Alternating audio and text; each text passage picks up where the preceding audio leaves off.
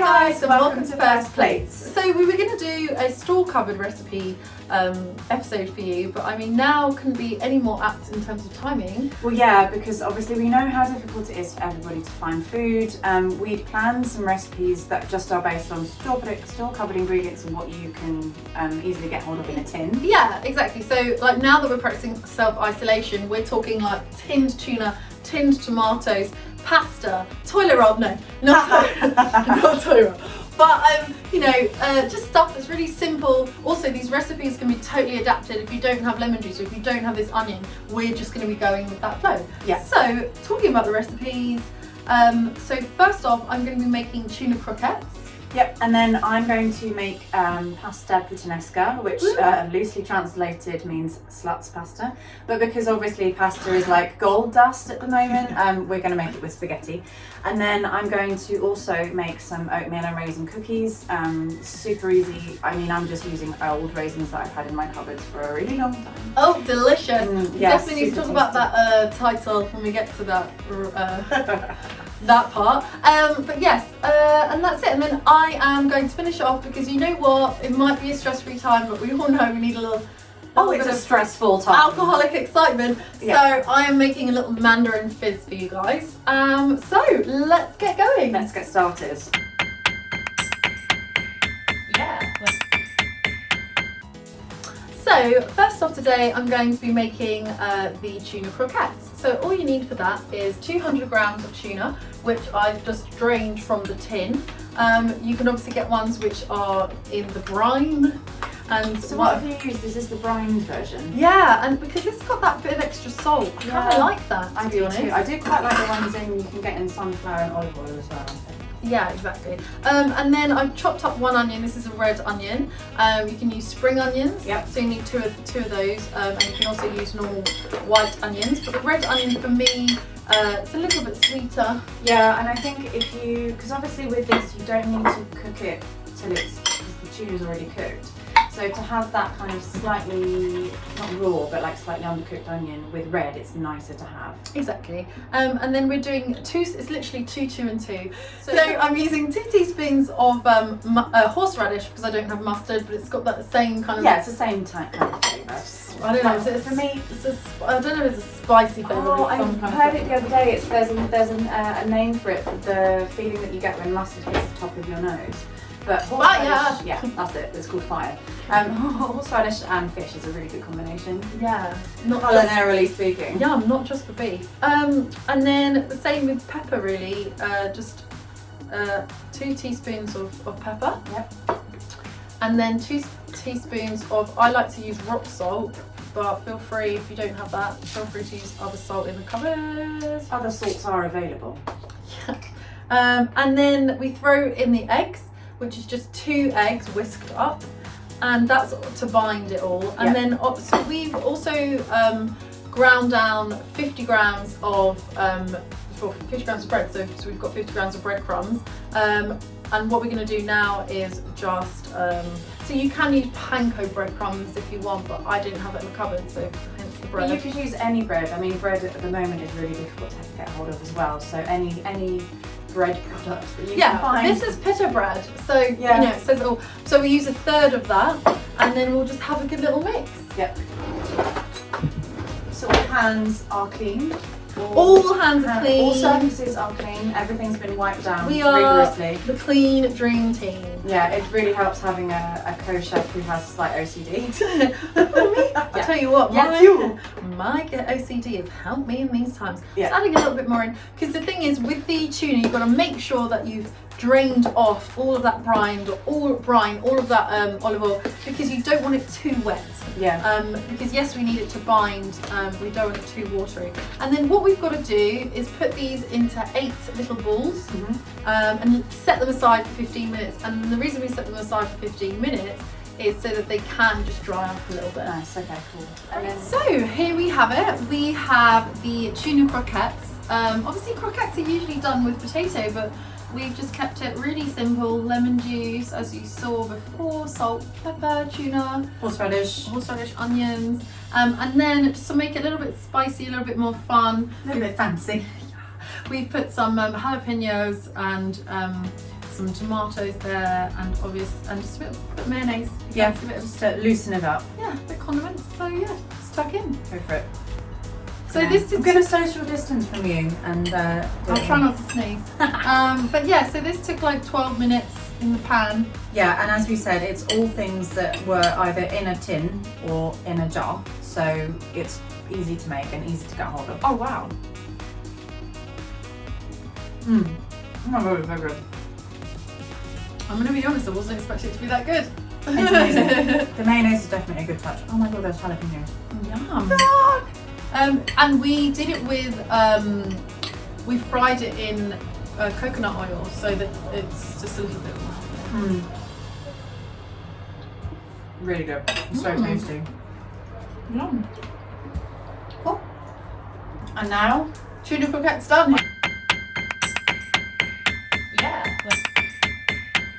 So on to the main course. Woo! So as I said, this is pasta puttanesca. It is actually sluts pasta. So, and the reason for that. Okay. Well, Why is it called that? So because all of the ingredients come in a tin.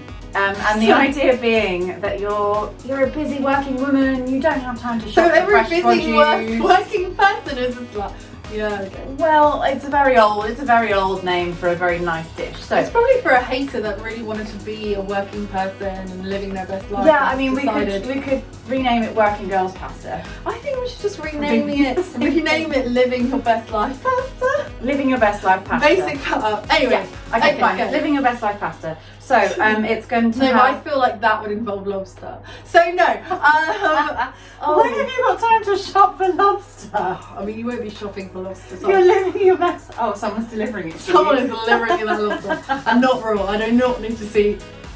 Anyway, okay, so this is puttanesca pasta. Yeah, so this is pasta puttanesca. Oh. So it's going to. I've chopped up the garlic cloves already. There were 3 of them. So they're going to be fried off in some olive oil, and then going to add anchovies. And for anybody that's a bit squeamish about anchovies, they just dissolve and they make like a really nice umami, salty flavour. Nice. It's lovely. So then we'll follow that up with some chopped tinned tomatoes, and then just to finish off, it's going to have capers and olives, and that's really it. You just mix that with the pasta, and then you're good to go with a good glass of red wine. Hell yeah. Maybe a bit of cheese if you can get hold of it, but Not with the red wine, in with the pasta. yeah, on the pasta, not in the red wine. So literally, and you're just cooking the pasta, what, 12 minutes? Yeah, just Throwing it on. obviously al dente if you can be asked to get it to that stage, but just normally We can, cook the pasta because in we are salted water. le chefs. Obviously, look at our aprons. That's what chefs wear. So yeah, we are going to crack on now. It really doesn't take very much prep at all. Cool, let's go. I will.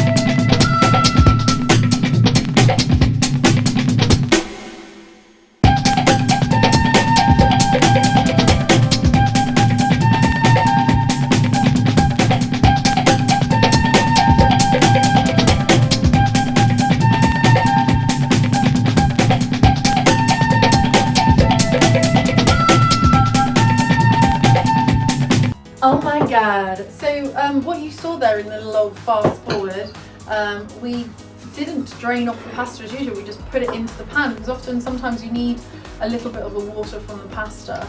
Yeah, it kind of pulls it all together. One thing that I do need to mention is that a lot of recipes will tell you to slice olives. It's a waste of time. Yeah, you don't need You to. don't need to, because if you just squeeze them, they split in half anyway, and it looks nicer and it's a bit more rustic, and it takes you a whole hell of a lot less of an amount of time. And it's so, I mean the smell is incredible. I'm Yeah. ready for this. And who doesn't love carbs? I mean, carbs in a time of crisis are what you need.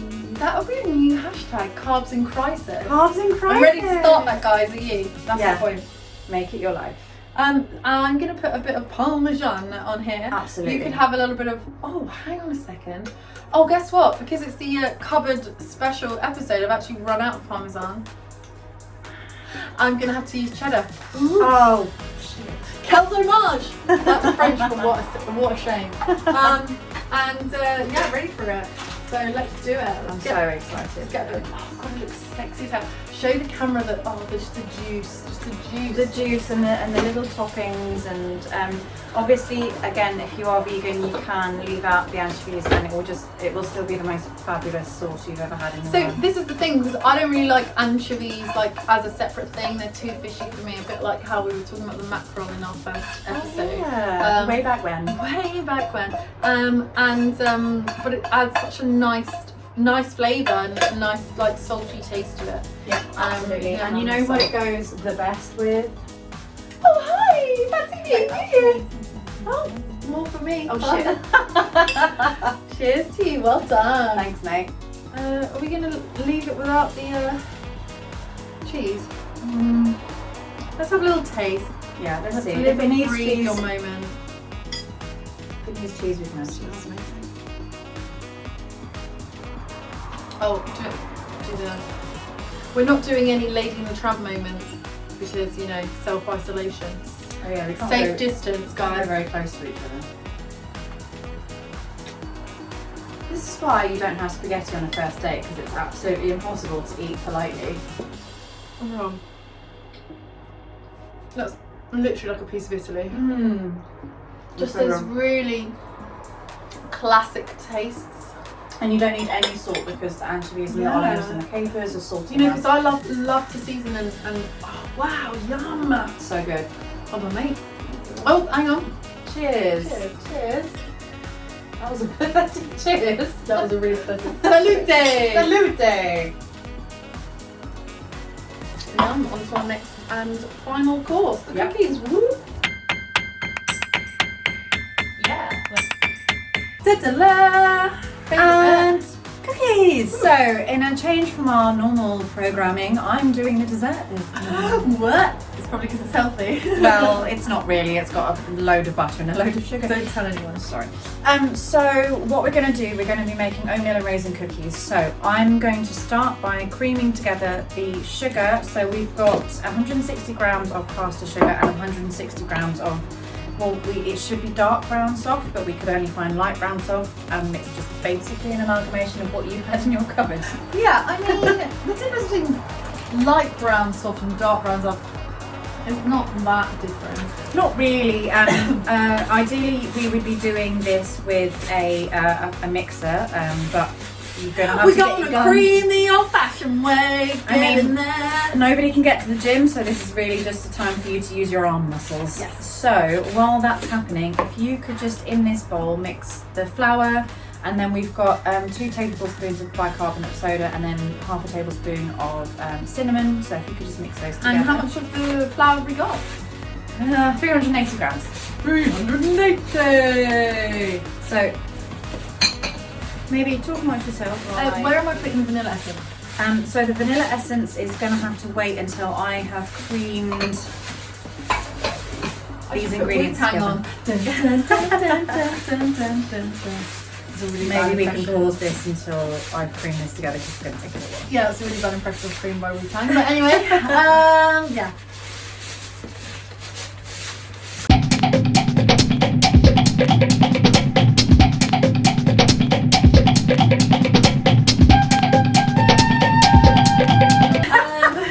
Are you going to keep that bit in? No.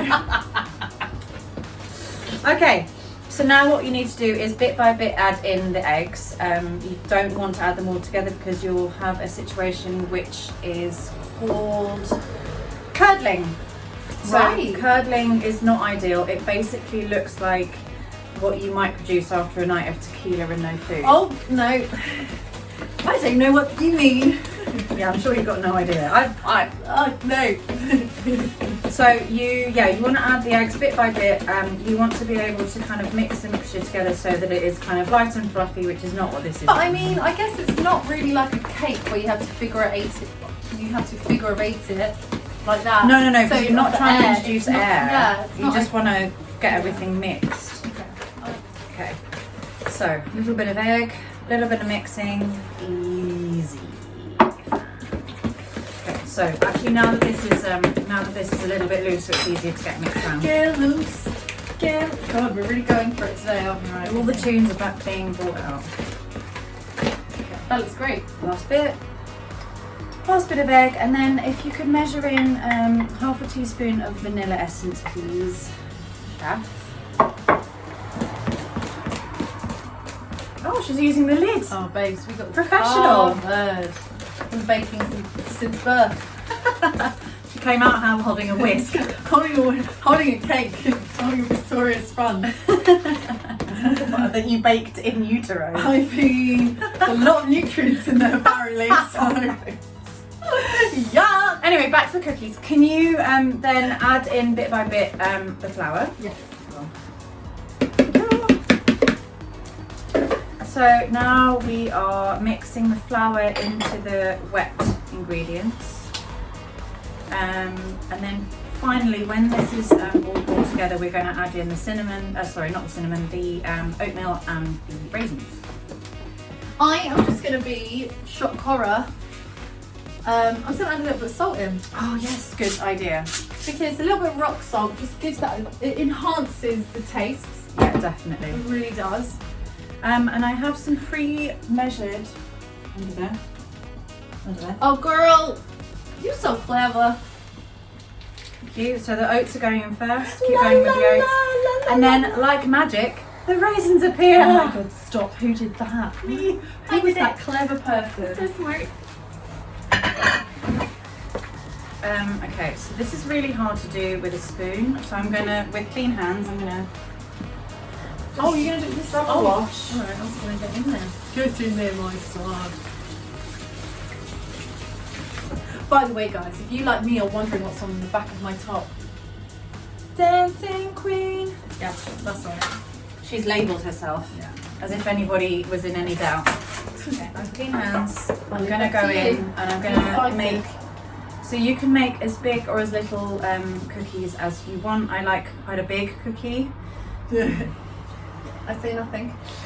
So, with your hands, just make sure that everything's properly mixed and usable. You know what? Get in there. If you've got like kids, you know, they'll love this is the perfect thing to do with kids because it's not the most unhealthy recipe that you can Also, do. and as long as it's in the bowl and not on their hands too much, Yeah. it's fine. Yeah. So I don't know, Dancing Queen, if you fancy getting a little bit down and dirty and helping me roll out these cookies. And let me just wash my hands. So just make sure that you've got them onto a nice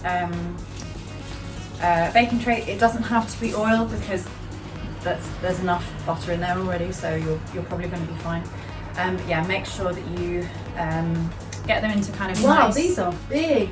Yeah, I told you I like a big cookie. But also, you must remember that they will expand. Yeah, they will spread. So you might have to keep an eye on them. And if they touch, that's fine. They just want to be together. Exactly. They don't practice social distancing. No. That's right.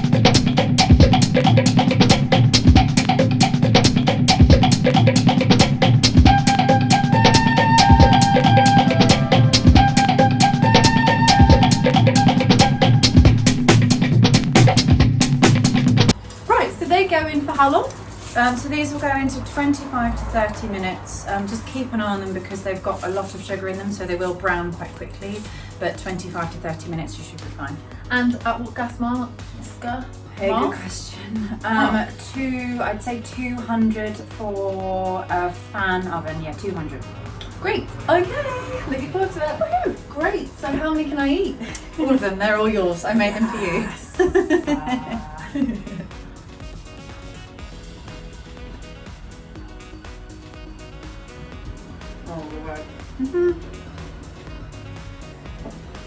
Yum.